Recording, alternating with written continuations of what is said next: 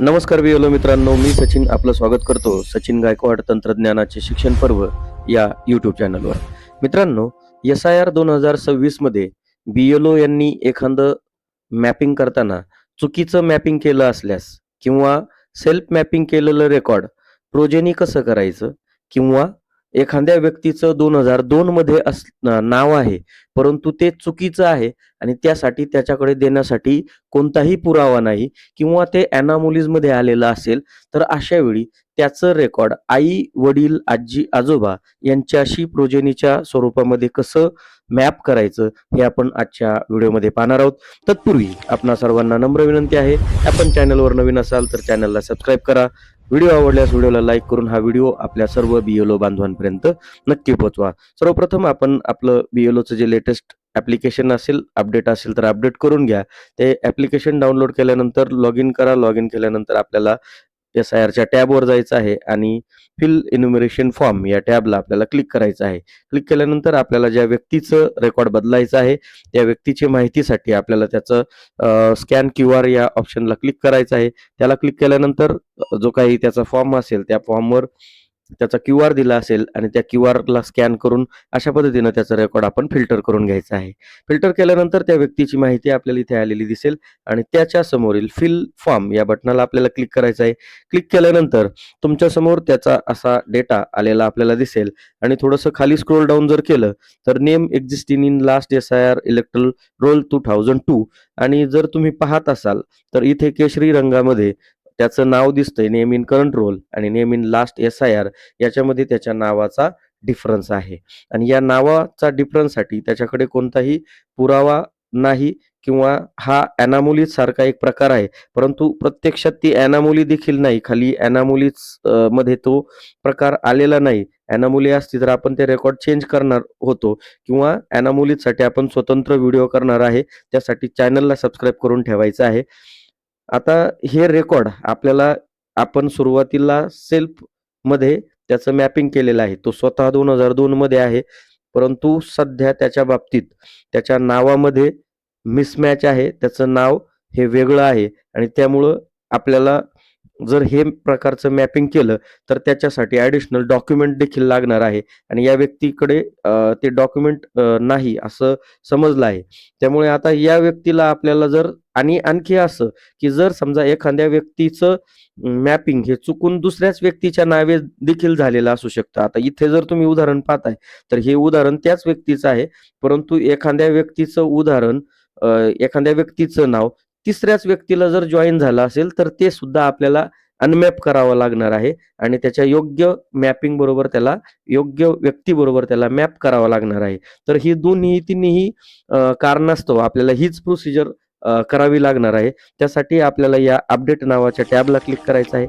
Click केल्यानंतर आता त्याचे आपण ज्याच्याबरोबर रेकॉर्ड जोडणार आहोत, आता हा ॲक्चुअल सेल्फमधला होता, परंतु आता आपण त्याला प्रोजेनी रेकॉर्ड्समध्ये चेंज करणार आहोत, जेणेकरून त्याला कोणतीही अडचण येणार नाही. आता इथे त्याची माहिती आपल्याला पाहायला भेटते. मग आपल्याला त्याचे जे प्रोजेनी आहेत, त्याचे जे आई, वडील, आजी, आजोबा याच्यापैकी जे उपलब्ध आहेत 2002 मध्ये, त्यांची माहिती आपल्याला शोधायची आहे. त्यासाठी इथे सर्च या बटनला क्लिक करायचं आहे. सर्चला क्लिक केल्यानंतर त्याचे माहिती 2002 मध्ये त्याचे कोणी आहे, तो स्वतः देखील आहे. आता ऑलरेडी स्वतः असल्यामुळं आपण त्याला त्याच्या नावाच्या प्रॉब्लेममुळं आपण त्याला मॅप करत नाही. ते केलेलं मॅपिंग आपल्याला बदलायचंय. तर आता तो स्वतः 2002च्या कुठल्यातरी व्यक्तीचा प्रोजेनी आहे. म्हणून इलेक्टर इज प्रोजेनी ऑफ 2002 ऑफ इलेक्टर त्याला क्लिक करायचं आहे. क्लिक केल्यानंतर तुमच्या समोर 2 ऑप्शन येतील. एक search by AC part serial number आणि search by location and family. याच्या ऐवजी आता आपल्याकडे ऑलरेडी सर्च करताना आपल्याला त्याची आई, वडील, आजी, आजोबा याच्यापैकी एका व्यक्तीचं नाव सापडले. त्यामुळे आपण direct search by AC part number serial number जर आपल्याला शोधून घ्यायचा असेल तर या ऑप्शनला क्लिक करा आणि आपल्याकडे जर डायरेक्ट डिटेल सापडलेली असेल, तुम्ही फॉर्मवर बऱ्याच पैकी तुम्हाला त्या कुटुंबातील 2002 मध्ये असलेले व्यक्ती सापडलेले आहेत, त्यांचे सिरियल अनुक्रमांक तुम्हाला माहिती आहेत असं गृहीत धरूयात आणि मग त्यांचा जो काही लास्ट SIRचं स्टेट असेल, डिस्ट्रिक्ट असेल, लास्ट SIR EC असेल, लास्ट SIR पार्ट नंबर असेल आणि लास्ट SIRचा सिरियल नंबर असेल, तो आपल्याला या ठिकाणी टाकून घ्यावा लागणार आहे. वरील माहिती टाकल्यानंतर आपल्याला सर्च डिटेलवर क्लिक करायचं आहे. सर्च डिटेलला क्लिक केल्यानंतर तुमच्या समोर जे काही रेकॉर्ड असेल, जे त्याची समजा या व्यक्तीची आईचं रेकॉर्ड आपण या ठिकाणी घेतलंय. हे रेकॉर्ड आपल्याला इथे पाहायला भेटतंय. त्यानंतर आपल्याला व्हेरिफाय अँड कंटिन्यूला क्लिक करायचं आहे. आता इथे त्याचा जो प्रोजेनी आहे, detail of the relative whose name is given in the previous column in the last SIR. मागील एस-आय-आर मध्ये ज्याची माहिती दिलेली आहे त्याची माहिती इथं पाहायला भेटते. त्यानंतर select इलेक्टर relationship with relative details.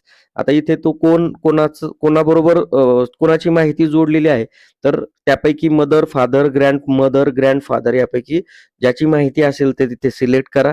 त्यानंतर इथे date of birth, Aadhaar number, mobile number, father name, mother name, mother's EPIC number, father's EPIC number, spouse name, spouse EPIC number, अशा पद्धतीची ही 9 प्रकारची माहिती आहे, ज्यामध्ये फादर नेम आणि मदर नेम कंपल्सरी आहे. हे याच्यामध्ये ज्याचे त्याने अपडेट दिले असतील ते अपडेट किंवा ती माहिती त्या ठिकाणी भरून घ्या. अशा पद्धतीनं त्याची माहिती भरायची आहे आणि माहिती भरलेली जे काही इन्युमरेशन फॉर्म आहे, त्या इन्युमरेशन फॉर्मची एक कॉपीची फोटो आपल्याला अपलोड पेज 1 मध्ये क्लिक करायची आहे. त्यासाठी चूज फाईलला क्लिक करा.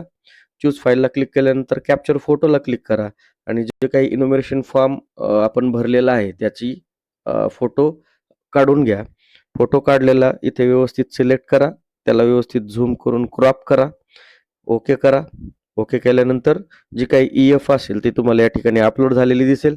त्यानंतर upload new photo of इलेक्टर. Photo जर तो समक्ष असेल तर इथे अपलोड क्लिक फोटोला क्लिक करा किंवा जर त्याने पासपोर्ट साईज फोटो दिला असेल तर या अपलोड क्लिक फोटोला क्लिक करून इथे क्लिक करून आपण सेल्फ किंवा बॅक कॅमेरा यूज करून आपण जो काही फोटो असेल तो फोटो व्यवस्थित काढून घ्या.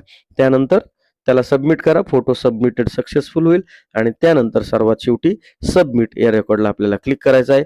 फॉर्म सबमिटेड सक्सेसफुल होईल आणि अशा पद्धतीनं आपल्याला जे काही माहिती आहे ते तुम्हाला त्याची अपडेट झालेली दिसेल. आता ही अपडेट झालेली माहिती कुठे जाते? रिव्हेरिफाय फील्ड EF अनमॅप द इलेक्टर या टॅबला जाते.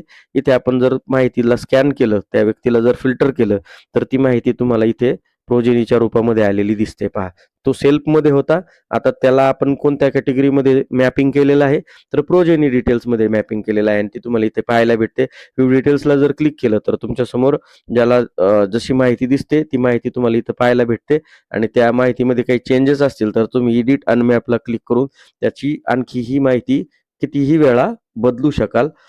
तर अशा पद्धतीनं हे सेल्फ मॅपिंग केलेलं किंवा चुकीचं मॅपिंग झालं असेल तर त्याला अनमॅप कसं करायचं किंवा त्याच्या स्वतःच्या नावाच्या स्पेलिंगमध्ये मिसमॅच असेल तर त्याला मॅप कसं करायचं किंवा त्याचं मॅपिंग काढून दुसऱ्या रेकॉर्डला प्रोजेनी स्वरूपामध्ये मॅपिंग कसं करायचं हे आपण आजच्या व्हिडिओमध्ये पाहिलं. व्हिडिओ आवडल्यास व्हिडिओला लाईक करा आणि अशाच प्रकारचे SIRचे व्हिडिओ मिळवण्यासाठी आपण चॅनलला सबस्क्राईब करा. धन्यवाद.